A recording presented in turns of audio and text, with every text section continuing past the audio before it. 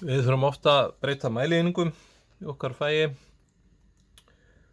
og enn er spurt fet og tommur á sveinsprófi, þannig við þurfum að hafa það á hreinu og við erum ítrekað að rekast á það í vinnu líka, fetin og tommunar. Mér finnst það eiginlegast að teikna bara upp, ég getur kallað það tommustokkin, hvernig við breytum á milli. Metrin er hér, sentimeter og millimeter og svo er það ég held að raða bara í þetta og við ætlum að enda í meter, þá setjum við kommuna hér og prófum til dæmis 38 millimetra, það væri hérna og þá er það 0,038. Það er erfitt að gera þetta með fetin, við þurfum að bara vita það að eitt fet jafnt og 30 sentimetrar, rétt rúmlega reyndar, þannig að 8 fet,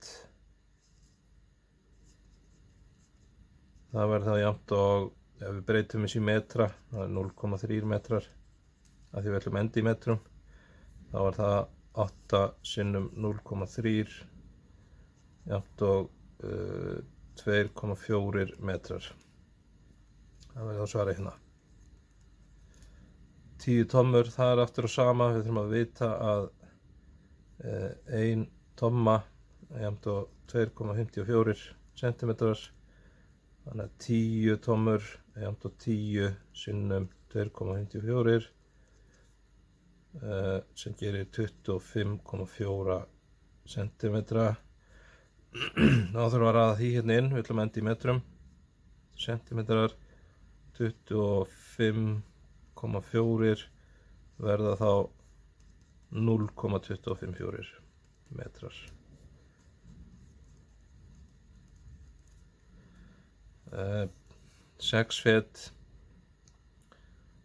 það er þá 6 fet jafnt og 6 sinnum, og við notum 0,3 aftur að til að enda í metrum, 0,3 og það er 1,8 metrar.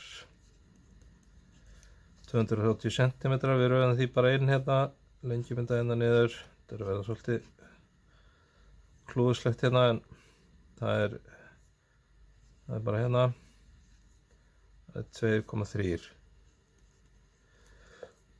og millimetrar, það væri þá, þetta er erfitt að komast fyrir, það er 7 hérna, 2, 0, 0, sem væri þá 7,2.